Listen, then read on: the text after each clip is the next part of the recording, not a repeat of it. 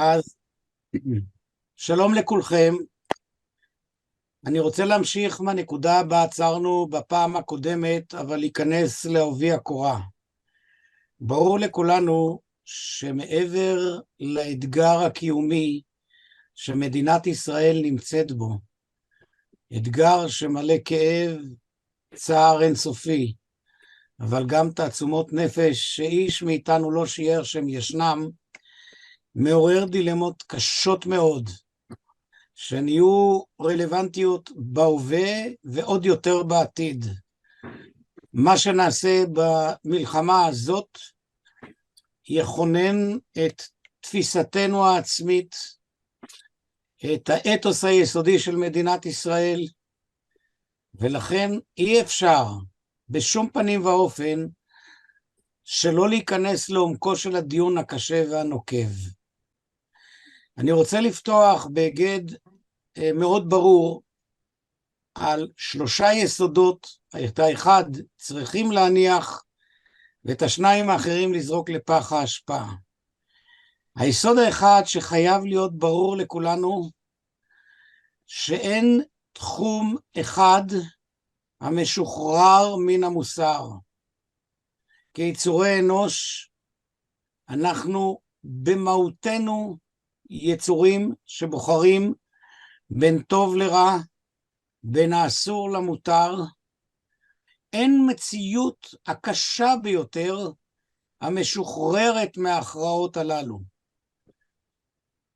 כשאנשים משתמשים במחשבה הזאת שבמלחמה מהסוג הזה הכל מותר, מה שהם עושים זה פותחים את הדלת לדמוניות שנמצאת לא שם, לא הרחק מאיתנו, אלא ליסודות הדמוניים שיש בקיומו של כל אחד ואחד מאיתנו. אנחנו יודעים את זה, לא היינו זקוקים לפרויד שיגלה לנו את עוצמת הרוע, את התשוקה להרס, את התשוקה למוות שאנחנו נושאים בכולנו, בכל אחד מאיתנו, במאוויי ליבו הסמויים. ידענו את זה מאז ומתמיד. ההיסטוריה האנושית היא היסטוריה של התמודדות עם הרעות, עם האסור, וברגע שנרפה את מחשבתנו וביקורתנו המוסרית, מהמרחב של חיינו המסריים, נחדל להיות יצורי אנוש. אני לא טוען כאן טענה אמפירית, בוודאי שגם המנוולים הגדולים בעולם הולכים כמונו, לבושים כמונו, אוכלים וניזונים, אבל משהו בקיומם כיצורי אנוש הלך לבלי שוב, הוא לא בר תיקון. אסור לנו לקחת דוגמה לא מהנאצים ולא מחמאס ולא מאנשים שהרוע הופך להיות לחם חוקם. טוב ורע אינם עניינים יחסיים. כל אדם בר דעת יודע מהו הרע, יודע לזהות אותו. רע הוא כל מה שפוגע, משמיד. רע הוא כל מה שמשחית את הזולת, נוטל ממנו את חייו, את כבודו כיצור אנוש. רע הוא כל מה שמחבל באפשרות של קיומה של חברה הוגנת, שבה בני אדם לא יושפלו. כדי לזהות את הרע לא צריכים להיות פילוסופים, גם לא צריכים להיות תיאולוגים, ובעת הזה עדיף לתיאולוגים למינם לשתוק, כי במקום שהרוע משתולל ברחובות, ניסיון תיאולוגי להסביר את הרוע, ולבלבל בין רע לטוב ולהנציח את הרוע. אם הרעות הנוראות שאנו חווים הם תוצאה של אלוהים ששופט, שהגיע העת להעניש, משמע שאלוהים כזה הוא שטן. משמע שאין יותר הבחנה בין טוב לרע. כי אין שום צידוק למעשים של רוע. כל ההסברים שמצדיקים את הרע, הופכים את הרע לטוב, ובמקום שהרע נעשה לטוב, העולם מתרסק. מתוקף עיסוקיי האחר בתיאולוגיה ובהגות יהודית, או אני אנסח את זה בפח הזבל שהולך ונולד במחשבה היהודית בעת הזאת, אני אומר לכם את הדברים הללו בכאב עצום. אני בשבוע שעבר לקחתי יהודי בטרמפ, ביקש ממני להגיע לרחוב שלא רחוק ממני, והוא כמובן זיהה את הכיפה על ראשי, אבל חשב שאני איזה עם הארץ שמסתובב, אז הוא אומר לי, אתה יודע שזה בגלל המחלוקת שהייתה בישראל. ואמרתי לו, תראה, יש אופציה אחת שאני אזרוק אותך מהמכונית שלי, כי אני לא יכול לשמוע דברי תועבה, ואופציה שנייה שאני אדבר איתך בעברית פשוטה. אם מוכרח היה אלוהים לטפל במחלוקת, אז הוא יכול היה למנוע אותה. ואם הוא לא מנע אותה, והיא גורמת לכזה תוצאה, אז האחריות היא עליו. אין הצדקות תיאולוגיות לרוע. לא יכולות להיות. כיהודים אנחנו יודעים את זה ממקורותינו. אברהם אומר לאלוהים, חלילה לאל, השופט כל הארץ לא יעשה משפט. הסברים וצידוקים הם נוראים. אלוהים רוצה להעניש את רעי איוב בסיפור על איוב, מפני שרעי איוב מחפשים את חטאיו. מי שמחפש את חטאי הזולת, שנרצח והתייסר, הוא יצור מתועב. צריך לסלק מהדיון את השיח התיאולוגי. אני יודע שישנם בני אדם מאמינים שזהו לחם חוקם, ואני אומר כאן, אם יש ביניכם אנשים כאלה, תבחינו בין צידוק הדין הלכתית לבין צידוק האל. צידוק הדין זה כשאדם מת, אתה מכיר בכך שהוא מת ואתה מקבל את זה. אבל זה לא הופך להיות מעשה של טוב. לא להתבלבל. כשאתם שומעים את הקולות האלה ברחובה של עיר, ואני כל פעם מועברים אליי כל מיני וואטסאפים על שאלוהים היה מוכרח לפעול כך. אוי לו לאלוהים שמוכרח לפעול כך. אוי לה לחברה ולאנשים שכך חושבים על אלוהים המגלם את השלמות האנושית. את זה צריך לזרוק לפח הזבל. צריך גם לזרוק לפח הזבל עוד שני דברים שנכרכים בדיון עכשיו ועתה. האחד, דחיפת השיח על הכיבוש, האשמה והאחריות שלנו, של עם ישראל ומדינת ישראל למעשה החמאס. מי שאומר ומכניס את הטיעון הזה פנימה, מבלבל בין רעות, בין סוגים שונים של רעות, יתרה מזאת, לא מבין שהאחריות של האדם לפעולתו לא מותנית במה שנעשה לו, אם נעשה לו. אין רעה אחת מצדיקה רעה שנייה. מוטב היה לו היו אנשים הממלאים בדפי הפייסבוק, חלקם פרופסורים נכבדים, ממלאים במלל ריק על עוולות הכיבוש. לא שהעוולה היא איננה עוולה, אבל אם אין לנו יכולת להתמודד עם המציאות הזאת בשל עצמה, אם כדי לתקן את הרעה הגדולה מאוד, עלינו לתקן עוד רעות, ואחר כך עוד רעות, סופו של דבר שלא נשאר לנו לעשות כלום. כשאנחנו עומדים מול רעה, עלינו להתמודד עם הרעה כפי שהיא מופיעה לפנינו. להשעות את שער הרעות, לטפל בהם במקומם. כי מי שמבקש לתקן את כל העולם, מן המסד ועד הטפחות, יוביל את האסון הגדול ביותר, את השתלטות הרוע. כי אין דרך לעשות את זה. כולנו יצורים שעושים רעות, אבל יודעים כולנו להבחין בין גניבה לרצח, והניסיון לחבר את הדברים הללו יחד, בעיניי הוא פתטי, הוא אלים, והעיקר הוא משבש את החשיבה המוסרית שלנו.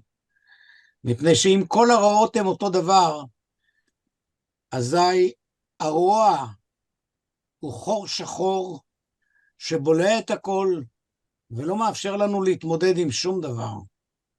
אני רוצה לומר כאן לתלמידינו הוותיקים, אני לא יודע אם עוד יש, בזמנו הייתה מרצה, שלא ננקוב בשמה, כי הדברים האלה יעלו על האתר, שכל פעם כשהתחילו לדון באיזה סוג רעה, הייתה מיד עולה על הבימה ומכריזה, רעה יש רק אחת, הכיבוש. ומי שהכריז את זה, ומי שאני רואה את יהודית מעננת בראשה, התגובה שלי כבר אז הייתה נחרצת. אם רעה יש רק אחת, אז לא צריך לטפל בשום עוולות, אז לא צריך להתמודד עם שום מציאות, כי עוולה יש רק אחת. אני יודע שרבים מעמיתיי הפרופסורים מחפשים עכשיו את ההזדמנות לגולל את כל אשמת העם היהודי ואת אשמת מדינת ישראל. אני יודע את זה, אני קורא את זה, והלב מתקבץ. איך כל זה קשור לרצח של ילדים, נשים, מבוגרים שביקשו לחיות? איך זה מסביר את מעשיהם של מתועבים? מה הקשר בין האירועים האלה לאירועים האלה? צריך לזרוק את זה לפח האשפה, ויפה שעה אחת קודם, כי פועל מוסרי אמור להבחין בין רעות, ואמור להבחין בכך שגם אם הוא לא יכול לטפל ברעה, נאמר הכיבוש, לצורך הדיון, זה לא אומר שהוא צריך לקבל רעה אחרת כעונש על הרעה השנייה. לא, מדינת ישראל לא אחראית למעשה החמאס, כי בני אדם הם בני חורין. מי שאחראי למעשה החמאס זה אנשי החמאס. ומי שעוד לא הבין את הפרק הזה באתיקה, לא הבין את משמעותה של בחירה חופשית. בחירה חופשית מותירה לבני אדם את האחריות לבחור בטוב ולא לבחור ברע, לבחור בנכון ולא לבחור לא בנכון. אז תיאולוגיה היה היסוד הראשון שצריך אותו לזרוק לפח, והיסוד השני, את גיבוב הרעות כדי לסדר את סדר הרעות ואת היחסים הסיבתיים ביניהם. היסוד השלישי והחמור ביותר זה הדרישה להשטיח את עזה. אני מדמה בעיני רוחי מה פירוש להשטיח את עזה במטאפורה, לקחת כמה דיניינים ולהפוך את כל האדמה שטוחה. אבל יש שם בני אדם, ויש שם בני אדם, ועוד פעם אומר, יש שם בני אדם, ומי שלא מסוגל לראות בני אדם, מי שליבו אטום מלראות בני אדם במקום אחד, גם לא יראה את זולתו. מי שהופך בני אדם לשקופים פעם אחת, יאבד את היכולת שלו לראות בבני אדם יצורים לא שקופים. אין הצדקה מוסרית כלשהי למחוק את עזה. אין גם הצדקה יהודית, ואני אומר את זה בעוצמה הכי עמוקה שיש לי כאדם שעוסק עשרות שנים במחקר יהדות. גם הנורמה הדתית של מחיית עמלק, שמופיעה במקרא בצורה הבוטה ביותר, נדחתה בספרות ההלכה. היא הפכה לבלתי ישימה. ואולי הביטוי העמוק אצל אחד מגדולי רבני ישראל, במחצית הראשונה של המאה ה-20, הרב עמיאל, שהיה רבה הראשי של תל אביב, הוא מתייחס אל הפסוק, כתוב זאת זיכרון ושים בספר, כי מחו אמחה את זכר עמלק. כותב הרב עמיאל, עם חרב לא נאבק העם היהודי בחרב, אלא בספר. העם שנושא תרבות, ערכים, ובמרכזם הערך של כבוד האדם, לא יכול להיות עם שיטען שיש בני אדם שהם לא בני אדם. הרי בני אדם נשפטים דווקא משום שהם בני אדם. אם הם אינם בני אדם, אז את מי שופטים? ולכן יש צורך להיכנס לעובי הקורה של מה מותר ומה אסור, ולהתעקש על דיון שקול, דיון מדוד, דיון שעומד בקריטריונים של המחשבה המוסרית. לפני שנתקדם, אני רוצה לומר לכם שלמרות הדברים של יותם, אל תהססו להתעורר, להגיב, כמו שאנחנו עושים תמיד, ותראו את זה כהזמנה לשיחה. לכן, מדינת ישראל, כמו כל מדינה חופשית, חייבת לפעול על פי עקרונות המוסר ועל פי עקרונות הדין הבינלאומי, שמבטא את עקרונות המוסר. מדינה שאיננה פועלת על פי עקרונות המוסר, איננה מדינה לגיטימית. לא ניכנס כאן אל מה שדיברנו בעבר, אבל הלגיטימיות של המדינה מקבלת את כוחה ואת תקפותה מאיתנו האזרחים. המדינה היא הזרוע שלנו. אנחנו הריבונים. אנחנו עם ערכינו, עם תפיסותינו, עם יסודות קיומנו המוסריים, ומדינה שחורגת מהעקרונות המוסריים, פוסקת להיות מדינה ליברלית ומדינה מוסרית.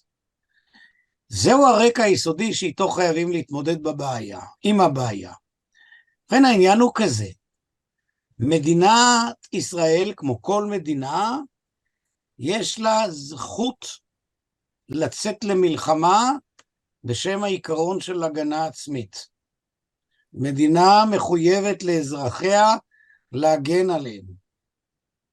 זה השטר המנדט הכי ראשוני שקורא את האזרח עם מדינתו. הוא מאפשר לה להחזיק נשק, הוא מוותר על נשקו כדי לאפשר למדינה לפעול במקומו. במבחן הראשון הזה כשלה מדינת ישראל, כשל גם הזרוע הצבאית של המדינה, כשלה הזרוע הצבאית של המדינה, צה"ל, אבל זה איננו רלוונטי. זאת אומרת, העובדה שהמדינה כשלה, העובדה שצה"ל כשל, זה לא אומר שאנחנו פטורים מאחריות מוסרית. זה אומר כעת, כשצה"ל חוזר לתפקד, עלינו לבחון תמיד את השאלה מה מותר ומה אסור במלחמה שהיא צודקת. צדק הוא לא רק צדק של המלחמה, היינו שיש טעמים צודקים ליציאה למלחמה, אלא גם צדק הוא צדק במלחמה. יש לפעול בתוך המלחמה בהתאם לעקרונות המוסר, בהתאם לעקרונות הנורמות המוסריות הבסיסיות והדין הבינלאומי. ברור לגמרי שלמדינת ישראל יש זכות להגן על עצמה. גם לאותם אלה שבבילותם חושבים שמדינת ישראל היא מדינה כובשת, לא פקעה חובתה להגן על אזרחי מדינת ישראל הריבונית. מה מותר ומה אסור למדינה? ברור שמדינת ישראל חייבת לפגוע במי שמאיים עליה להורגה, ואלו אנשי החמאס. אין ספק, בכל הכלים, בכל האפשרות, כמידת הנזק, כך מידת הפגיעה הלגיטימית, ובהקשר הזה חייבת להיות פגיעה מוחלטת, אם לא רוצים לחכות שכעבור זמן קצר, תוך כמה שנים, עוד פעם יקומו עלינו להורגנו. מדינת ישראל חייבת את זה באופן מיוחד לתושבי הדרום, שמזה זמן רב הפקירה אותם, זרקה אותם לכל הרוחות, בשם שיקולים אחרים שאני לא רוצה לדבר עליהם כאן. מתי מתחילות הדילמות המוסריות? הדילמה המוסרית מתחילה עם שאלת מה שקרוי בשפה המקצועית שאלת האזרחים הלא מעורבים. מעורב הוא כל מי שהוא טרוריסט או מסייע לטרוריסט. זה נקרא אזרח מעורב. זאת אומרת, לא כל מי שמסייע לחמאס הוא טרוריסט, אבל אנשים שמביאים להם לחם, ציוד וכיוצא בזה, הם מסייעים לחמאס. כיוון שמסייעים לחמאס, הם מוגדרים כאזרחים מעורבים. אין עליהם הגנת האזרחות של אי המעורבות. חד וחלק. להבדיל אלף הבדלות, אי אפשר לבוא להגיד במלחמה סטנדרטית בין מדינות, שהאפסנאות של מדינה מוגנת כי הם לא לוחמים. התשובה היא כל מה שקשור למערך הלוחם, הוא בהחלט חלק ממי שאיננו ראוי לחסות תחת עקרון החפות. אנחנו לא משתמשים כמעט, לא משתמשים בדרך כלל בעקרון חפות, אלא תחת העיקרון של ההגנה של אי מעורבות. מעורבים כמוהם בדיוק כמי שפועל.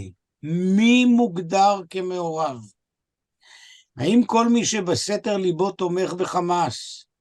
האם כל מי שהצביע לחמאס? האם כל מי שנהנה משירותי הסעד של החמאס, במידה ויש, נחשב כתומך חמאס? התשובה היא שלילית. מפני שחמאס הוא ארגון טרור, אבל הוא ארגון טרור שגם כביכול דואג לעניינים האזרחיים, ואין דאגה אחרת. אין ציפייה שאזרח עזתי לא ילך לרופא, רק מפני שהרופא מקבל את שכרו מאותו שלטון של טרוריסטים. אני רוצה לתת אנלוגיה שאולי תכעיס חלק מכם, אבל היא תבהיר לכם את התמונה בצורה חדה. שאני מתנגד לכיבוש, התנגדות נחרצת. לא בגין זה אטען שמי שהצביע למפלגה שתומכת בכיבוש מבצע את אותן עוולות. אחריות יש לו, אחריות מוסרית כן, כי אלה הם נציגיו, אבל לא כל מי שחוסה תחת האחריות המוסרית מבצע עבירה שמשחררת אותו מההגנה של אי מעורב. להבדיל אלף הבדלות, ודיברנו על זה לא אחת, לא כל אזרחי גרמניה אחרי המלחמה הועמדו למשפט בנירנברג. הועמדו מעורבים במעגלים שונים, וכמובן הפושעים הגדולים, המיוחדים, אנשי האס-אס וכיוצא בזה. לכן צריך נורא להיזהר. כשמספרים לנו שכל העזתים תומכי חמאס, לא מביאים בחשבון את הסיטואציה שבה חיים העזתים. יש להם אופציה לא לתמוך בחמאס? האם הם יכולים להיות צדיקים ולהפריח בלונים ולהצטרף לתנועות השלום הבינלאומיות ולהיות פציפיסטים? תשובה היא לא. מי נתן להם את האופציה הזאת? אף אחד. אז האם דינו של מי שחי בתנאים מהסוג הזה דומה למי שמבצע את הפשעים הנוראים שמבצעים אנשי החמאס? אם יש מביניכם מישהו שהוא מתנגד לעמדותיי, אשמח לשמוע. השאלה היא איך אפשר לחגוג עם סוכריות ומוזיקה ברחובות שתומכים בילדים ובתינוקות? מצוין. שאלת שאלה מצוינת כמו תמיד, בני. האם בגלל שאדם חגג בסוכריות, מה אני מלמד מכך? האם אני לומד מכך שהוא ביצע פשע נגדי, או שהוא תומך חמאס, במקרה הכי גרוע? תסכים איתי שהוא לא בהכרח ביצע פשע, הוא תומך חמאס. אם הוא תומך חמאס שאיננו מעורב, ואתה רוצה להכיל עליו את קטגוריית המעורבות, אתה דורש ממנו מה שאתה לא דורש משום אזרח בשום מדינה. כולנו בני אדם, כולנו, כפי שלמדנו מפרויד, רוצחים בפוטנציה, אנסים בפוטנציה, לפעמים נהנים מזה, רואים סרטים מהסוג הזה, לפעמים בחופש הדעות גם מתבטאים באופן כזה. עדיין לא נהיה כמו האנסים, ועדיין לא נהיה רוצחים. הנקודה הקריטית היא שאסור לו לרגש הנקמה, אסור לרגש הנקמה להחליף את החשיבה הביקורתית. כשאני מגיע בפורים לבית הכנסת, בשבת שלפני הפורים, ושומע את האמירות, את השמחה הנורא הגדולה במחיית עמלק, וליבי מתפלץ, ואחרים מחבריי וחברותיי ליבם חוגג, אז האם בגלל שהם שמחים ברעיון של לרצוח ילדים חפים מפשע הם בני עוולה? התשובה היא לא. מה לגבי הדרישה המוסרית שלהם? לא הבנתי את השאלה. אני שואלת, מה אתה אומר על הרמה המוסרית של אלה ששמחים לידינו? אני יכול לחשוב שאני לא רוצה להיות חבר שלהם, ואני לא רוצה להיות חבר שלהם. אני גם לא רוצה להיות חלק גדול מהחברים שמסתובבים פה במדינת ישראל. אני לא רוצה להיות חבר שלהם. ואולי גם את אורית. הרמה המוסרית, הטובה או הרעה, איננה אמת מידה שעל פיה יקבע זכותו של מי לחיות וחובה למי להרוג.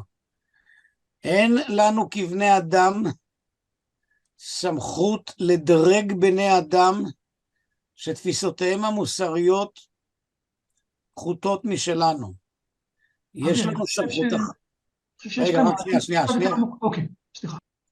יש לנו סמכות וחובה לדאוג שלא יהיו אנשים שעברו את הרף הפלילי.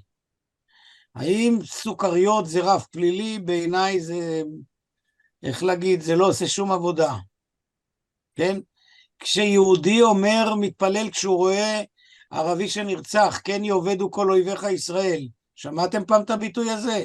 שמעת את זה, בני? אז התגובה של, אני מניח, שלך כמו שלי, של תחייה גדולה, ולהתרחק ממנו, אבל הוא לא בגלל זה יוצא מחפות מהיותו חונה תחת עקרון אי המעורבות. את מה שאנחנו לא דורשים מאזרחי מדינותינו הדמוקרטיות ליברליות, אנחנו לא דורשים ממי שחי תחת שלטון, שאיננו יכולים אף פעם להיות בטוחים שכשמישהו חוגג שם, זה מפני שלא ברור בכלל אם יש לו אופציה. זה מדינה דיקטטורית, חברה דיקטטורית חשוכה, אלימה. אז שמה בוחנים את המוסר. האם את כל הגזענים בארצות הברית, את כל ההומופבים, שהם אנשים בעיניי לא מוסריים, הם לא יחנו תחת עקרון ההגנה העצמית? התשובה היא, ודאי שהם יחנו. אני לא רוצה להיות שכן שלהם, אבל זה לא אומר שהם לא יחנו תחת אותו עיקרון. אבי, יש לי שאלה גם. שלום קלאודיה. שלום אבי, חזרנו. טוב. הצלחנו לשוב.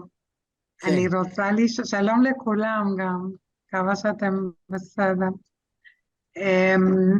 אני שואלת על הממשק בין רצון חופשי או בחירה חופשית, שזה דבר שדרכו ציינת את החוסר, את האופן שבו בסוף כל אדם הוא אחראי למעשיו, לבין העובדה שכמו שאתה אומר, הם מוגבלים בתוך מציאות מסוימת, בתוך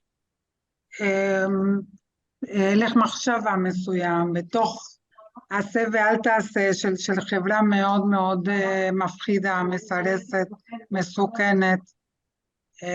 אני שואלת על הממשק בין נסיבות החיים לבין בחירה חופשית. איפה זה נפגש?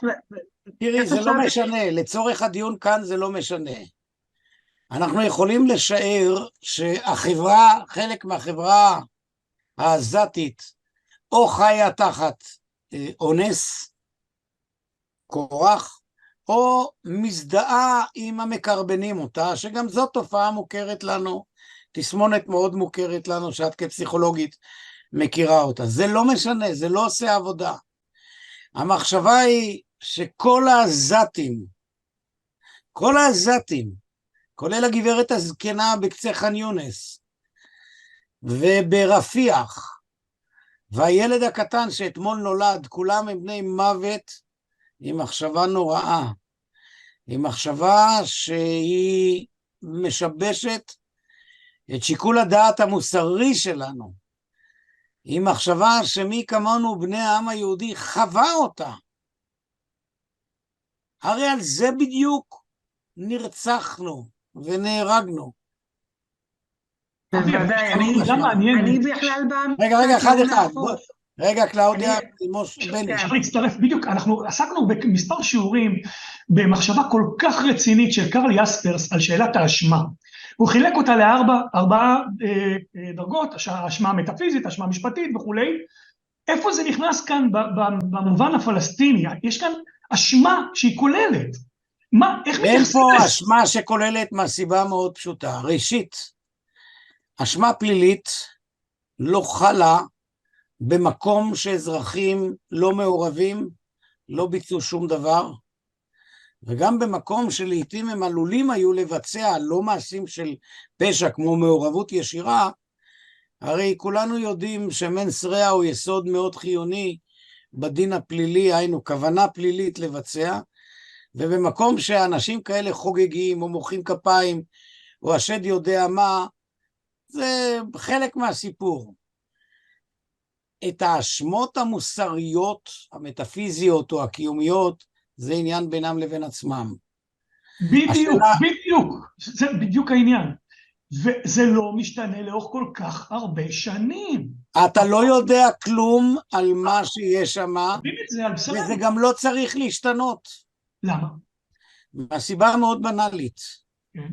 כי איש מאיתנו לא ממונה על עולמו של הזולת. נכון. העיקרון היחידי שמאפשר למדינה להתערב בחייה של מדינה אחרת, קשור בשאלת הנזק הממשי והפגיעה הממשית שנגרם לנו. תראה, רבים מאיתנו לא אוהבים חילונים, לא אוהבים חרדים, לא אוהבים ככה ולא אוהבים ככה, וההתנהגויות שלהם לא נראות להם. מדינה מתפקדת אומרת, זה לא עניינה של המדינה. מדינה לא מייצרת דגם אידיאלי של אדם, אלא מאפשרת לבני אדם לחיות, כל עוד לא התחוללה פגיעה ממשית. ולכן, מי הם העזתים? בואו לא נספר לעצמנו. כי אם נספר לעצמנו מי הם העזתים, נצטרך לשאול את השאלה שצריך לשים אותה על השולחן, מה חלקנו בכך שהם כאלה? האם אנחנו נקיים מאשמה לגמרי? האם יש, ואני לא נותן תשובות, למדינת ישראל חלק בעובדה שעזה היא גטו ענק וסגור? אני לא נותן תשובות.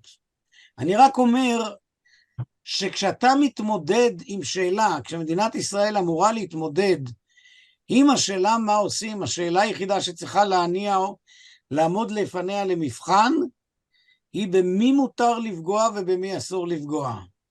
והתשובה היא מותר לפגוע במעורבים, בטרוריסטים, פורמלית אי אפשר לפגוע במי מעורבים, בלא מעורבים. זה הבחנה שהיא אנליטית. זה לא אומר שלא מעורבים הם צדיקים שאתה תבנה איתם יחד וילה, שתרצה לחיות איתם, אבל הם לא חצו את אותו קו שבו חייך וחיי קרוביך, וחיי עוטף עזה וחיי מדינת ישראל הם בגדר סיכון. העובדה של פלוני או אלמונית מעזה אוכלים סוכריות כשחז וחלילה אחד מיקירנו נרצח, לא הופכת אותם למי שהם כעת מבצעים פעולה ממשית נגדנו. זה לא עניינו של אדם, של מדינה, לתקן בני אדם, להפוך אותם ליצורים אידיאליים. המדינה אחראית לכך שבני אדם החיים בטריטוריה שלה ותחת ריבונותה לא ייפגעו. זה הכל. ועל ידי מי הם נפגעים? לא על ידי הסוכריות שאוכלים העזתים, אלא על ידי טילים ורובים ורקטות וכל כיוצא בזה. זה הבחנה פשוטה ובהירה, ובליבי חשש עמוק שמאחורי הרצון לפגוע בעזתים מסתתר רגש נקמה. וזה הרגש המסוכן ביותר מבחינה מוסרית. נכון. זה הרגש שבו אנחנו מאבדים שיקול דעת, שאנחנו מאבדים לא רק את פוגעים בעזתי, אלא פוגעים בנפש שלנו, נהיים עבדים ליצרים אפלים, שבהם אנחנו נעשים להם לאובייקט לפעולתם. כן, כשאני רואה עזתי שמח, כשחברינו, אחינו, בני משפחתנו נהרגים, נטבחים, זה הורס את הנשמה מהבפנוכו. ברור לגמרי, הכאב הוא, היגון הוא נורא, אבל דווקא בגלל היגון הנורא הזה על המוות, אנחנו צריכים להיות חרדים לגורלנו כבני אדם, כמורל אייג'נטס, כאיסורים מוסריים, ולשאול את השאלה מה מותר ומה אסור. אז אסור לפגוע בלא מעורבים. עכשיו יש שאלות או הערות או משהו, אני אשמח לענות. אם קיבלנו את זה, בואו נעשה את הדילמה מורכבת יותר. כן, רות שואלת איך זה מתקשר לעקרונות ההכרחיות והמידתיות שהועלו בהרצאה הקודמת. התשובה היא מאוד מאוד פשוטה. קודם כל תודה לך על השאלה רות, וזה טוב שאנחנו נחבר את הדברים. יש שני עקרונות פעולה שמאפשרים לנו לפגוע בלוחמים, סליחה, לא בלוחמים, בטרוריסטים, גם בלוחמים אחרים, אבל עקרון ההכרחיות ועקרון המידתיות. עקרון ההכרחיות אומר שאני לא צריך לבצע פעולות שאין בהן כורח. אבל אם אני צריך לבצע פעולה שיש בה כורח, למשל להוריד מבנה של בית כי בתוכו יש מחבלים, עליי לבדוק אם הוא עומד בעקרון ההכרחיות. זאת אומרת שאם לא הוריד את הבית הזה לא יפגע במחבלים. והעיקרון השני הוא העקרון של המידתיות. עקרון המידתיות, מה שמחייב אותי תמיד, לשים לב שהפגיעה לא תהיה מעבר להכרח. אסור לי לכוון, לראות, לבצע פעולה שבה כדי לעמוד בעקרון ההכרחיות, אני אפגע פגיעה אנושה באחרים, במי שאינם מעורבים. המידתיות הוא לא עיקרון שחל על הלוחמים שאותם מותר, סליחה, על הטרוריסטים שאותם ובהם מותר לפגוע. הוא חל ביחס לשאלה של נזק אגבי. נזק אגבי זה אותו, מה שקרוי collateral damage.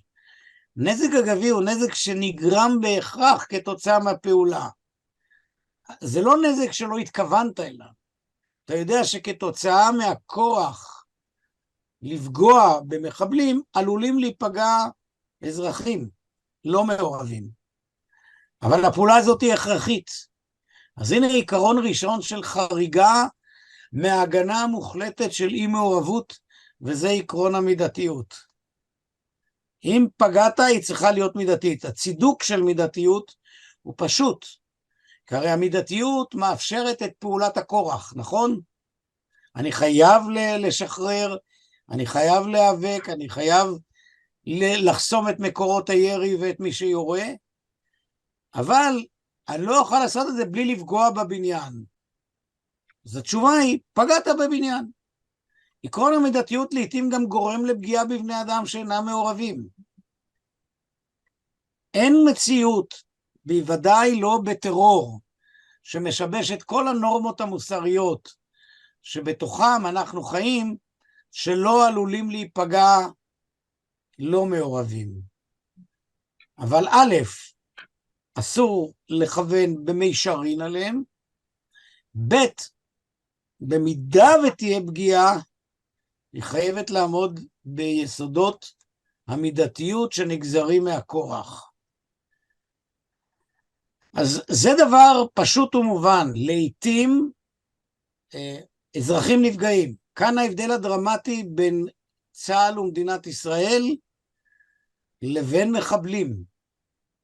צה"ל, כשמפעיל את עקרונות הכורח והמידתיות, מביא בחשבון שעלולים אזרחים להיפגע, והוא בכן יחסית לכורח עד כמה לגיטימי להיפגע, כי תבינו, אין צידוק להגן על משהו שחייבים לנטרל אותו, גם במחיר חייהם שלא מעורבים, כשחייהם יותר שווים מערכם של הנפגעים.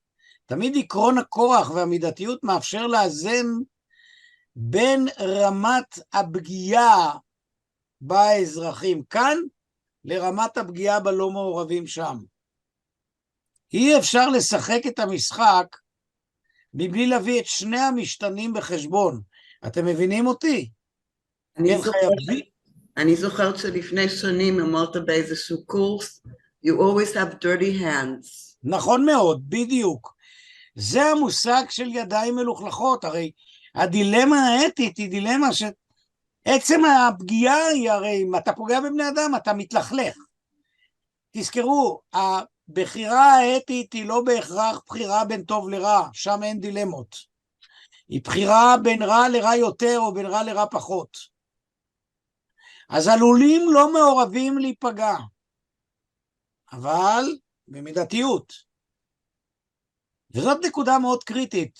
כמוכם אני לעתים קורא את עיתון הארץ בשבת, שהוא עיתון שמיועד לאנשים שהם חושבים, ומוצאים פמפלטים וכל מיני כרזות שנראים כאיגרת רועים של האפיפיור, שימוש בקטגוריות של חפים מפשע וכל כיוצא באלה הדברים.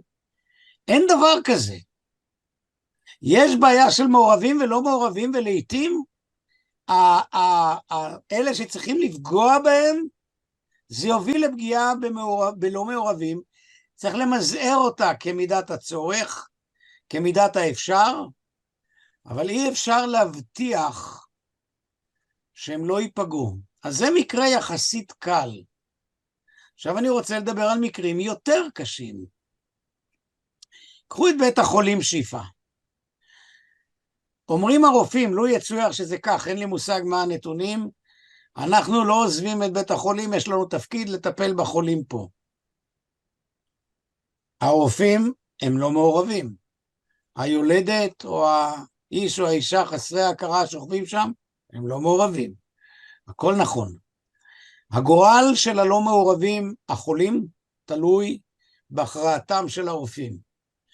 כאשר רופאים אומרים, אנחנו לא יכולים להזיז חולים, שוב פועל אותו כאן העיקרון של כורח והכרח. כי אם המסקנה שתנבע מזה, שבשום דרך אין לפגוע בהם, ובכך גם לא לפרק את הבונקר של הנהגת החמאס, הרי שחסות ההגנה שלהם, היא הופכת אותם למעורבים. אבל הדילמה הופכת למורכבת יותר, כאשר יש מידע שמתחת לאדמה... אמרתי, כן. שאת כל 1,000 מחבלים, פלוס פצצות הכי... אמרתי, נכון. אז מה... אז התשובה במקרה הזה היא כך. אם הם בחרו הרופאים להישאר, למרות שהם יכולים לצאת ולהוציא את החולים, מי שהפך את החולים לבני ערובה, למגן אנושי, זה הרופאים. בגין הפעולה הזאת של הרופאים, לא נובעת המסקנה שאזרחי מדינת ישראל אמורים להיות לא מוגנים, כי הם לא צד בעניין. והגיע הזמן שתקראו את הפמפלטים הנוראים הללו של עיתון הארץ, של כל מיני התנועות הפוליטיות מהשמאל, ולשאול את השאלה, על מה בדיוק הם מגינים? האם האתיקה שלהם היא אתיקה קנטיאנית שלפיה אדם תמיד עומד מול אדם יחיד ולא מעניין אותי שום דבר? לא, זה לא אתיקה כזאת, זה אתיקה שבאה עלינו למקסם את אי הפגיעה בבני אדם. ורופאים שאם הם החליטו לא להוציא את החולים ממקומם, הם מסכנים את החולים, אבל הם נהפכים למעורבים, ואכן תהיה פגיעה. אני רוצה בהתייחס לשאלה של מאור, שזרק כאן טקסט כתוב אליי, תמיד אמרת כך, מאור, שאדם הוא אחראי, כן. כשאני אומר שלמדינה יש צידוק לעשות את זה, אני אומר שהמדינה מייצגת אותנו בצידוק הזה. כי הרי לא ייתכן שאזרחי מדינת ישראל, כולם, יהיו בני ערובה של X רופאים ו-Y חולים. איך אפשר להניח את זה?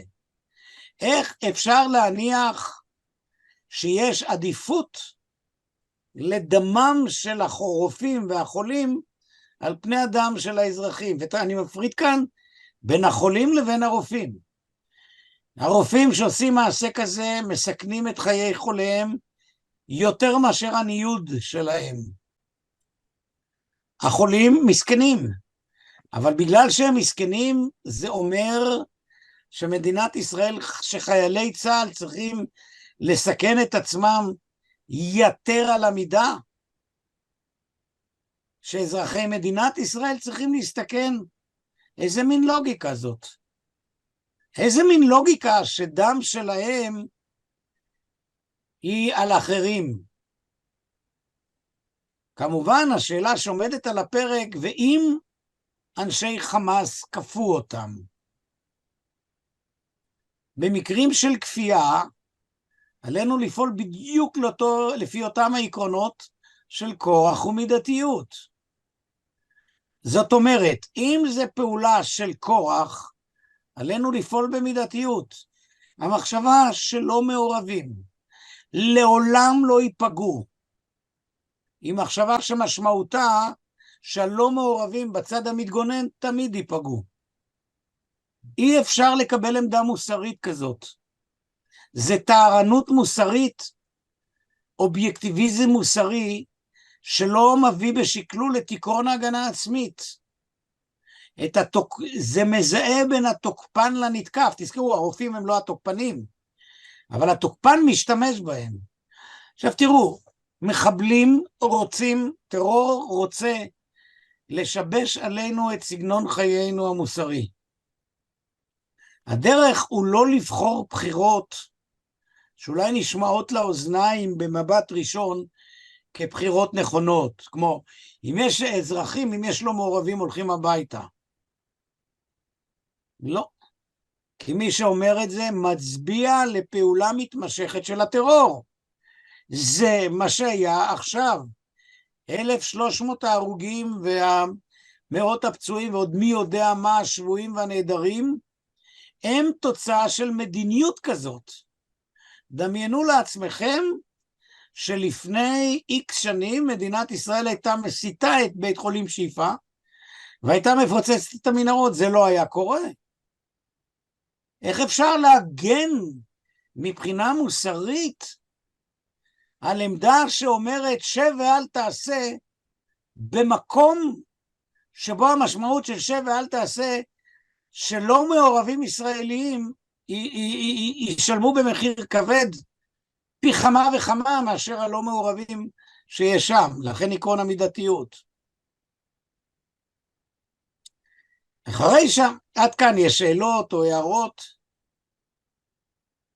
אחרי שאמרנו את זה, חייבים לומר את הדברים הנוספים. והעיקרון הנוסף שחשוב להשגיר כאן, שערך חיי אדם גובר על ערך רכוש. אם השאלה עומדת על הפרק הוא חיי אדם, הן של הפלסטינאים, אבל הן של אזרחי ישראל, הפלסטינאים הלא מעורבים, והן של אזרחי ישראל, אז ערך חיי אדם גוברים. וכדי להנציח את הערך של חיי אדם, הפתרון נעוץ לא בכך של שב ותעשה, אלא במה שבדין הבינלאומי מוגדר כניוד אוכלוסייה. כן, הפלסטינאים התניידו. אני לא רוצה להגיד, אבל תזכרו שמי שהתנייד בפועל זה יישובי עוטף, לא פחות. ניוד יהיה, אבל חיי אדם יישמרו. ולכן למדינת ישראל ישנה אחריות כבדה להבטיח את הניוד הזה. ואז תשאלו אותי, ומה יקרה אם החמאס לא יאפשר את הניוד הזה, ויהרוג בפלסטינאים שמנסים ללכת? התשובה, ישראל תצטרך להיאבק על זה. תראו, אנחנו לא נמצאים בסיטואציות שאנחנו נמצאים על הטריבונה, וממנה יכולים להשקיף על המציאות. ידינו מלוכלכות, כי זאת הדילמה האתית. היא דילמה טרגית. היא דילמה טרגית, כי מעורבים בו חיי בני אדם שלא, אנחנו לא רוצים לפגוע בהם. אבל הפתרון לא נעוץ בכך שכיוון שלא רוצים לפגוע בהם, ייפגעו ישראלים שבצד שלנו. הביטחון היחידי שיש כנגד השיבוש המוסרי שמבקשים להמיט עלינו אויבינו, הוא בפעולה מושכלת, שבה אנחנו מבינים היטב את התוצאות של הפעולה, שבה לא נרים כוסית לחיים במקביל לסוכריות שבצד הפלסטיני, אלא שנבין שבני אדם, ילדים, שילמו בחייהם. אבל לעתים אין דרך, אנחנו לא חיים בעולם אידיאלי, אלא בעולם ריאלי. ובעולם ריאלי, העיקרון המנחה הוא הפחתת נזק, ולא תיקון עולם כקיום אידיאלי. אני לא ראיתי אף פתרון שיוצא מהטהרנות המוסרית, שמאפשר לנו להתמודד עם הדילמה. מספרים לנו על מה יהיה בעתיד, על איך אפשר לפתור, מה האחריות שלנו שהם הגיעו למצב הזה, אבל כשאנחנו עומדים מול הדילמה, להבטיח את חייהם של אזרחי מדינת ישראל, שזה שטר החובה הבסיסי ביותר של אזרחי המדינה עם המדינה, מול החובה להימנע ככל האפשר מפגיעה בחפים מפשע, התשובה היא שצריך ללכת בחוכמה, שצריך לזכור ששתי התביעות הללו מחייבות אותנו, להגן על אזרחי ישראל ולהימנע ככל האפשר מפגיעה בלא מעורבים. אבי, בשיעור הקודם שאלתי אותך על הדילמה של מדינת ישראל מול עזה, אל מול העיניים שמביטות אלינו מצפון, ואמרת לי שאנחנו צריכים לפעול נקודתית בעזה מבלי שיקולים של... נכון, זה אני חוזר. כן, בוודאי. חושב כך? מפני שתושבי עזה הלא מעורבים הם לא בני ערובה של החיזבאללה. לא התכוונתי, התכוונתי בפעולות האסטרטגיות של הצבא, בין אם להשאיר את החמאס, להשמיד אותו, או לפעול בצורה XYZ כנגד החמאס, האם יש שיקול כלשהו שבא בחשבון? לא שיקול שהוא שיקול מוסרי, אלא שיקול צבאי. מותר וחובה למדינת ישראל להגן על אזרחיה. אין פה שום חוכמה. המדינה חייבת להגן על אזרחיה. השאלה אם תבצע את ההגנה הזאת באמצעות מיטוט מוחלט של החמאס או באמצעים אחרים, זאת כבר שאלה פוליטית ביטחונית, ולא שאלה שרלוונטי לדון בה תחת העקרונות האתיים. כי השאלה העקרונית האתית היא צריכה לענות על שאלה יסודית אחת. אסור, מותר, חייב. והיא לא נותנת לך את התשובה העובדתית, מה תעשה. מותר לפגוע בפלסטינאים, בטרוריסטים, לא רק שמותר, אלא זה חובה. מותר לפגוע בלא מעורבים? לא. מה קורה בתנאים שישנה מציאות מורכבת? אנחנו נדון בהם. אבל אסור לצאת בסיסמאות כלליות, לא מהאגף הימני ולא מהאגף השמאלי, כי האגף הימני מטשטש את הרע בין הרע לטוב, והאגף השמאלי מדבר כאילו יש לקרוא מציאות ריאלית תחת עקרונות על של מציאות אידיאלית. מי שרוצה להיות פועל מוסרי צריך לזכור שידיו תהיינה מזוהמות, כי אנחנו לא בוחרים בין טוב לרע בהכרח, אלא בין רע לרע פחות. אלה הם עיקרי הדברים שרציתי להעביר לכם היום, בכוונה לא רציתי שיעור ארוך, כי אני חושב שזה נורא חשוב לנו. אני יודע כמה זה לי חשוב היה בשבת, חשבתי על זה הרבה מעבר לעיסוקי ארוך השנים, בתואר הנשק ובכל מיני דברים, איך נצא מהמלחמה הזאת, מבלי שהווייתנו הפנימית המוסרית תיפגע. ושני הקצוות שבהם פתחתי, הם קצוות פוגעים. זאת אומרת, אנחנו נצא מהמלחמה הזאת, בידיעה שאנחנו נמצאים בדילמות, שגם אם הן פתירות, הן טרגיות. והביטוי של הטרגיות זאת ההכרה שנעשה פה רע, אבל לא הייתה ברירה כדי למנוע רע גדול יותר. וזה ינחה אותנו לשאלה, לשלב הבא, איך לבנות חברה שהרע יהיה בה עוד יותר פחות. כי מדינת ישראל כשהיא תפעל באופן הזה, היא יוצרת שטר התחייבות עם הפלסטינאים, שיהיה ברור לגמרי. זהו שטר התחייבות עם הלא מעורבים הפלסטינאים. לא אותו שטר התחייבות שהמתנחלים בראשותם של רוטמן ודומיהם רוצים להקים התנחלויות שם, להחזיר את מה שהיה לפני ההתנתקות, שזה אין לזה שום צידוק והצדקה, אלא זה שטר התחייבות במובן שכשמדינת ישראל תנייד את האוכלוסייה הזאת, היא לא תוכל לשלוח אותם לאמא אריציוס, כמו האנשים שנמלטו מהשואה ושום מדינה לא רצתה לקלוט אותם. היא תיווצר אחריות. איך תתורגם האחריות הזאת? זו שאלה כבדה. אבל השאלות הכבדות הללו צריכות להיות מטופלות תחת העקרונות המוסריים החמורים ביותר, ולא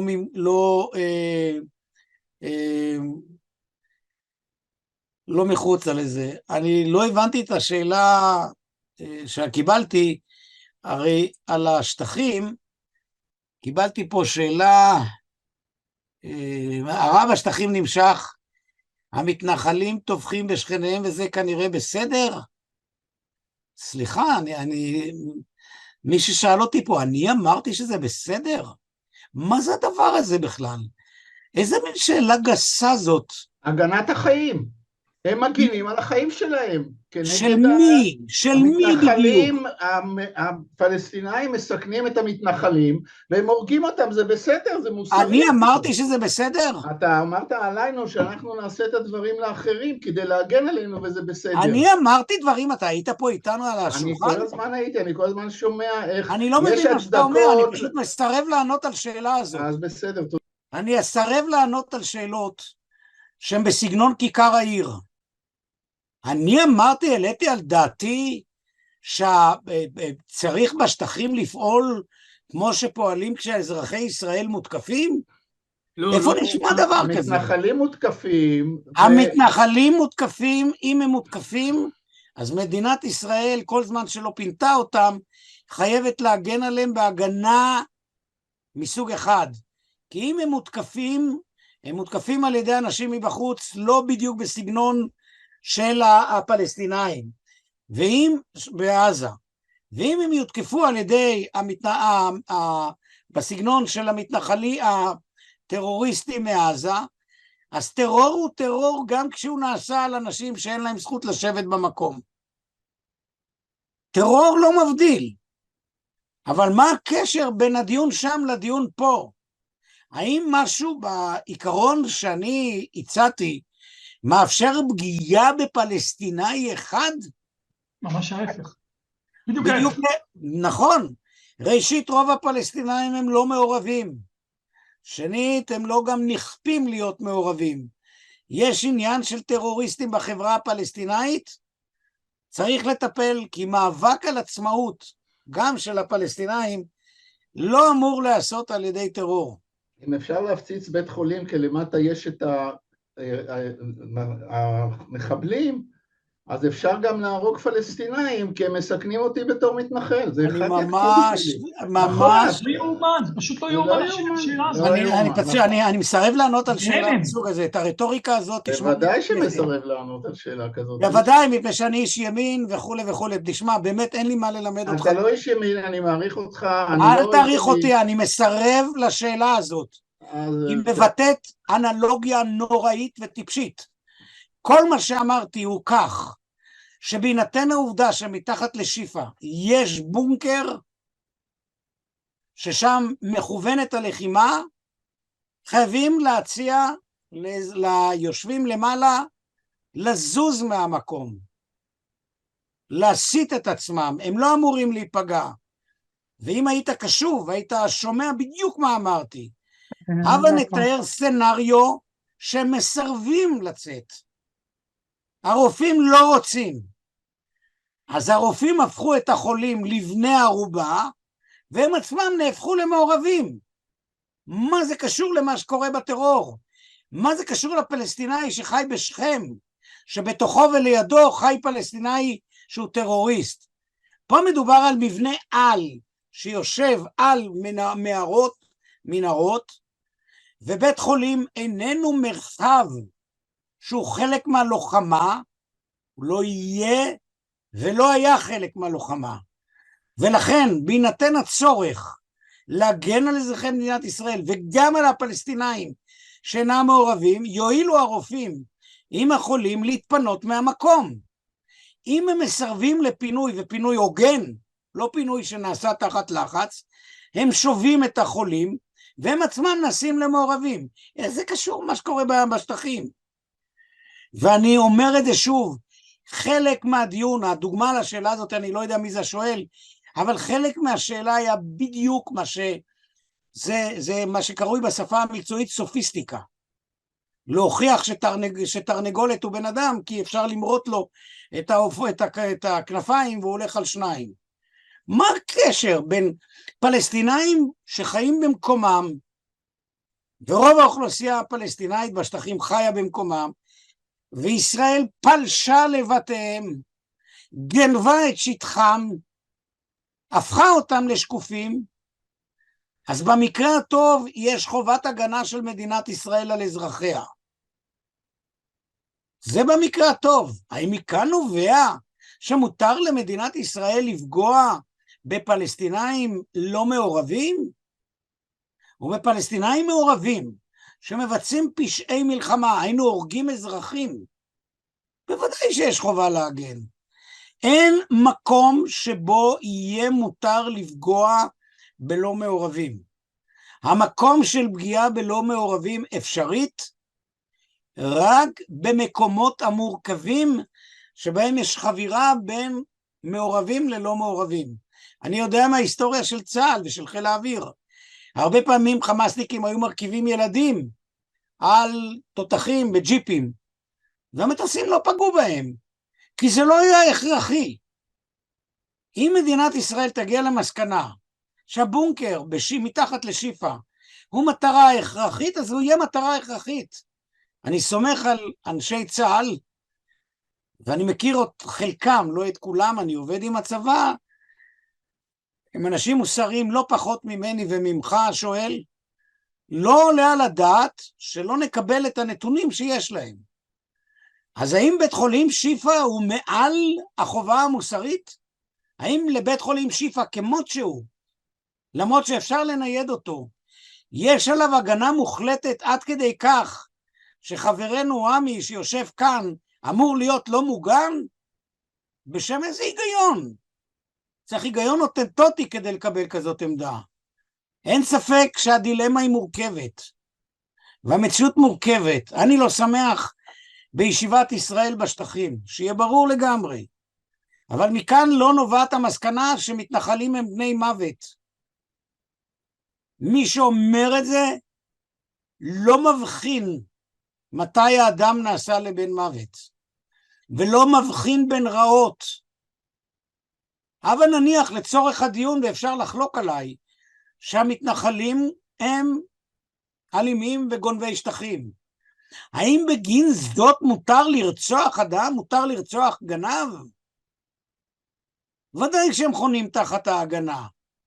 אם אנחנו רוצים לשנות את פניה של מדינת ישראל, לא נעשה את זה באמצעות סיסמאות. אם עוד בימים שהייתה הפיכה, והמאבק נגד ההפיכה, ושהתייעצו איתי אנשים, אמרתי, חברים, אל תערבו את הכיבוש, לא מפני שהכיבוש הוא דבר קדוש, שאסור לערב אותו, אלא כדי שמדינת ישראל תשתחרר מהכיבוש, היא צריכה לאמץ נורמות שמשפט של מדינה דמוקרטית ליברלית יקבל אותם.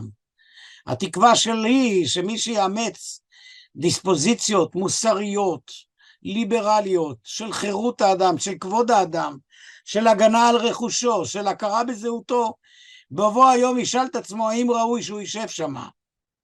התקווה שלי... שאלה הפוכה רגע, שאלה הפוכה לעניין הרפואה, הדילמה המוסרית של רופא ישראלי או אחות ישראלית, האם כאשר מסרבים לטפל באותו מחבל שרצח משפחה, האם, מה קורה כאן במצב הזה? מה שקורה כאן זה דבר נורא והיום, מפני שקודם כל אני מפנה אותך לסדרה שהייתה איתי בבית חולים שיבא, שהיא נמצאת על היוטיוב, דילמת המטפלים. את זה לא ראיתי. אז תיכנס ליוטיוב, תקיש אבי שגיא דילמת המטפלים. ואצלנו, כן. הנה קלאודיה פה, בדיוק. ברור. אז תעבירי לפרוצה, אני העברתי את זה לדעתי. כולם קיבלו. ברור לגמרי שרופא, כשהוא בא לטפל בחולה, הוא לא שואל מי הוא לא שואל מהו, הוא מטפל בחולי. גם אם הוא קראת ראש של ילד? מה? גם נניח, סתם דוגמה, אם הוא קראת... גם מחבל, את זה למדנו בפרשת עזריה. זאת אומרת... זה דילמה מוסרית. זה לא דילמה מוסרית בכלל. מפני שמי שמופקד לשפוט את המחבל זה רשויות המשפט. הרופא איננו שופט. הרופא יש לו תפקיד אחד, לראות את החולה ולהציל אותו. הוא לא ממונה על גאולת נפשו. אתה למדת אצלי את אלבר קאמי, זה מה שאומר יהיה, נכון? גאולת האדם היא דבר לא מעניינת אותי. הוא רואה את החולה. אבל יהיה מטפל בחולה עם מגפה, לא עם רוע. זה לא משנה, מגפה, רוע, איש לא הפקיד בידיו של רופא את אתה לא מבין מה זה רופא, סליחה בני. אתה לא מבין מה זה רופא. רגע, אל תצעקו, כן. כי זה מעצבן ההתחסדות הזו. אבל רגע, אצלנו לא מתעצבנים, מותר לא להתעצבן זה אני. אבל אין התחבטות. לרופא אין התחבטות. לרופא יש שבועת רופא, ובשבועה הזו הוא נשבע לטפל. רגע, בני. התשובה היא, אני אעדן את התשובה של דפנה. יכול להיות שלרופא יש התחבטות, אבל היא לא מעניינת אותנו מבחינת חובתו כרופא. מפני שלרופא הוא מופקד על דבר אחד בלבד, על רפואת האדם. וכשהוא מופקד על רפואת האדם, אני אדייק את זה, הוא מופקד על הגוף. ואם הוא שוכב ליד אותו פצוע שהוא פצע אותו מיטה ליד מיטה? מה זה קשור אחד לשלישי? אם בית החולים הוא רוצה לנהוג בהגינות, אז הוא לא ישכיב את הפוצע והנפצע יחד. זה צריך להיות טמטום חברתי ומוסרי, וכידוע לך בני, רופאים לא תמיד נכונו באינטליגנציה רגשית גבוהה. אני מקווה שהיום, אבל מניסיונים רופאים לא גיליתי שהם בעלי אינטליגנציה רגשית יותר גבוהה ממני, למרות שאינני רופא. הנקודה הקריטית שצריך להבין כאן, שאתיקה מקצועית היא נגזרת של האתיקה, היא לא מחוץ לה. הזכות של רופא להתעסק בגוף של הזולת, והחובה שלו, נגזרת מההכרה שיש לו תפקיד אחד בלבד, לדאוג לגופו של החולה. ואני רוצה להביא לך דוגמה כדי שתבחין עד כמה העסק הזה הוא רציני, לא רק פרשת אלאור עזריה. בשבתי בוועדות מצפון הגיע אלינו רופא שביקש להיפטר מחובת השירות הצבאי, כי צה"ל הוא צבא כיבוש. לכאורה לגיטימי. ואני שואל אותו, תגיד לי, אתה תטפל באיש ימין אם הוא יושב מחוץ למרפאה שלך? אז הוא אומר לי, בוודאי, איזה סימן שאלה, מה אני חייב לטפל בכל אדם. אז מה מונע ממך לטפל בחייל צה"ל פצוע? כי הוא יצא למלחמה על דעת עצמו. אז אני שואל אותו, ממשיך, אוקיי, אדם עשה תאונה בכביש, כי הוא התפרע בכביש, אתה לא תטפל בו? בקיצור, אחרי דין ודברים ארוך, שאלתי אותו, תגיד לי, אתה רופא או השופט? אתה זוכר את מחכים לברברים, נכון? אתה רופא או שופט? תחליט. אז הוא החליט מה שהחליט ולא קיבל פטור. זה בדיוק היופי שבמערכות חיינו. אגב, בעקבות פרשת אלאור עזריה, השתתפתי בזה כנס של הספק של פיקוד מרכז, והיו הרופאים שם ואמרו, הם לא היה להם לרגע היסוס, שצריך לטפל כי הטיפול נעשה לפי דרגת המחלה. זה לא מקרים פשוטים, אלה מכם שיקראו את כתב העת אופקים של מכון הרטמן, העורכת, שהיא לסבית מוצהרת, לכן אפשר לומר, מספרת שהגיעה לבית החולים שערי צדק לבצע את הפעולה של הכנסת הזרע. ניגשה הרופאה ואמרה לה, אני לא מטפלת בך כי זה מנוגד לאמונתי הדתית, ומיד יבוא רופאה אחרת. היא נתבעה בבית המשפט, ובית החולים שילם כסף רב, וכנראה גם הרופאה, ובכסף הזה תוקם מרפאה ייחודית ללהט"בים. כי לרופא אין את הבחירה הזאת. ואם אתה מצפה שבגלל זה הרופא יהיה איש מוסרי יותר ממך וממני, אתה טועה. כללי האתיקה הרפואיים לא מבטיחים שהוא יהיה מחוץ למסגרת הרפואית. רופא, אגב, הם גם לא מבטיחים שבפנים הוא יהיה, כי הרופאים הם בני אדם כמוך וכמוני. כמה מאיתנו נתקלו ברופאים שמטפלים לפי תעדוף כלכלי? זה לא אומר שהרופאים מנוולים, אלא הם בדיוק בני אדם כמוך וכמוני. אבל חסד עשתה ההיסטוריה והמורשת מקדמת דנא עם הרופא, ובהקשר זה גם מטפלים אחרים בכך שכיוונה אותו אל מה שהוא. אלוהים הוא רופא במסורת היהודית, נכון? רפאנו ונרפא. אז אלוהים הוא גם שופט וגם רופא וגם מנחם וגם מה שאתה רוצה. אנחנו כבני אדם, או שאנחנו רופאים, או שאנחנו אנשי צבא, ואם אנחנו לוקחים לעצמנו כוח שלא ניתן לנו במסגרת הזאת, אנחנו מבצעים פעולה שקרויה בשפה, במונחים של בורדיה, העתקת הון סימבולי. יש לי הון סימבולי כרופא, ולכן אני אתבטא בענייני מוסר. אני גנרל בצבא, אז אני בוודאי מבין בהיסטוריה ובאתיקה. לא. ברפואה אין משחק. יותר מכל המצאות, כי נוגעת בדבר היקר ביותר, חיי האדם. אבי, המשפט האחרון, החלוקה הזאת שעשית עכשיו, היא מתנגשת עם אמירה שלך הרבה פעמים בעיניי, שהאדם הוא ממלכה של זהויות. נכון מאוד. אתה הערת הערה נפלאה יותם. אתם זוכרים כולכם שלמדתם אצלי, האדם הוא לא רק רופא. נכון, אבל כשאדם הוא ממלכה של זהויות, הוא בכל מקרה יודע איך לתפעל. אני ממלכה של זהויות, אני פרופסור אבי שגיא, ממלכה של זהויות. אז כשאני בן זוג ואני אבא או סבא, אז כמו שהנכדים שלי אומרים לי, סבא אתה לא פרופסור, אתה סבא. וממלכה של זהויות משמעו שאתה יודע בכל מציאות מורכבת לטפל באופן ההולם את הסיטואציה.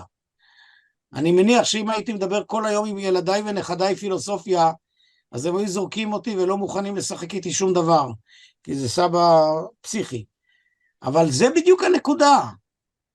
אנחנו לא יכולים לקחת רכיב בזהותנו, שהוא רלוונטי למקצוע אחד לשאר חיינו.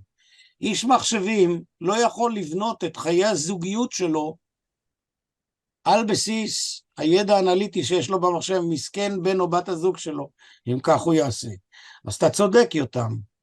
אנחנו ממלכה של זהויות, ולפעמים הוא רופא, חורק שיניים מן הסתם, שהוא צריך לטפל במחבל, אבל זה גדלותנו כבני אדם, היכולת לחרוק שיניים, להתגבר על היצרים ולפעול לפי מה שצריך ולא לפי מה שלא צריך. אז אני ממשיך בעוד משפט, אז אנחנו נופלים בכיוון של האתיקה הקנטיאנית, הסטרילית, האידאית. אין אתיקה סטרילית קנטיאנית. של הפרדת הזהויות. זה לא הפרדה כזאת. אתה בכל מקרה תמיד פועל מתוך מחשבה מהן העובדות ומה הנורמה שצריך להפעיל עליה. לפעמים אתה חי בסתירות, מותר לחיות בסתירות, לא קורה כלום, אבל זאת המציאות שבתוכה בני אדם פועלים. אנחנו יצורים חיים בסתירות, מסתדרים עם הסתירות, ולמרות זה אנחנו בני אדם פועלים, רגישים, טועים, ומתקנים את עצמנו. אבי, שאלה, אפשר? כן, כן. לגבי הטיפול בפצוע, נאמר הפלסטיני או המחבל, האם בית חולים, האם רופא מותר לו לטפל בחולה שדתו איננה מוסלמית אלא יהודית, והיה שותף אפילו אקטיבי ברצח הנורא שקרה, בכך שהוא התנהג באופן רשלני ומופקר, בכך שהוא נטש את משמרתו או הפקיר את משמרתו ואותנו לרצח. התשובה היא, את הדין וחשבון איתו יעשו מערכות המשפט. זה בדיוק, זה באותה צורה, גם אחרים. אבל לא הרופא, לא הרופא. זה בדיוק הנקודה. לכן אני כן רוצה להגיד לכם, שלפחות במפגש הגדול, או במקום הגדול, או בקהילה הגדולה שיושבת היום של קיבוץ כפר עזה בשפיים, זה קהילה היום של מאות אנשים, שבבוקר הולכים להלוויה, ואחר כך לשבעה, ובצהריים יש גם חתונה של בן משק על הדשא, ואחר כך גם יש הרצאה וכו' וכו'. אני לא שומע קולות של פורעים. אף אחד לא הציג את הצורך לא בהשמדת עזה ולא בהרג חולים, אבל חד משמעית, אם אני צריך לחזור לכפר עזה, אז הדרך היחידה היא שממולי לא יהיה איום, בדיוק. ועם הסרת האיום, בלי הסרת האיום אני לא יכול לחזור לשם, לביתי או לביתכם, ואף אחד מאיתנו. וכדי להסיר את האיום, צריך לעשות שם מהלכים בצורה הכי סטרילית והכי הומניסטית שאפשר, על מנת להסיר את האיום. זה בכלל, זה לא קשור לשום דבר. נכון, כל מה שאמרת עמי הוא נכון, זה חלק מהאחריות שמוטלת על מדינת ישראל. אני מקווה שלמרות שהיא כשלה עשורים רבים, היא לא תיכשל הפעם, ואם יש לי ביטחון, זה ביטחון בחברה האזרחית, שקמה ונעמדה על רגליה. החסד הנורא והיום שקרה לנו, שהאירוע מתחולל אחר שגופי החברה האזרחית מאורגנים עד הקצה. ואני בטוח שלא נרפה ולא נסכים יותר למציאות כזאת, שבה לא רק עמי, אלא כל מי שגר במקום כלשהו, יהיה נתון לחסדו של שרלטנים, של אנשים שכל מה שעניין אותם זה להמשיך איכשהו את הסיטואציה מבלי לפתור את הבעיות קשות ככל שתהיינה. אוקיי, חברות וחברים, נעמתם לי. אני מקווה שהפקתם משהו מהשיחה, וניפגש בשבוע הבא. ביי ביי. וואו, אבי, תודה רבה. ביי ביי. ממש. תודה רבה, להתראות.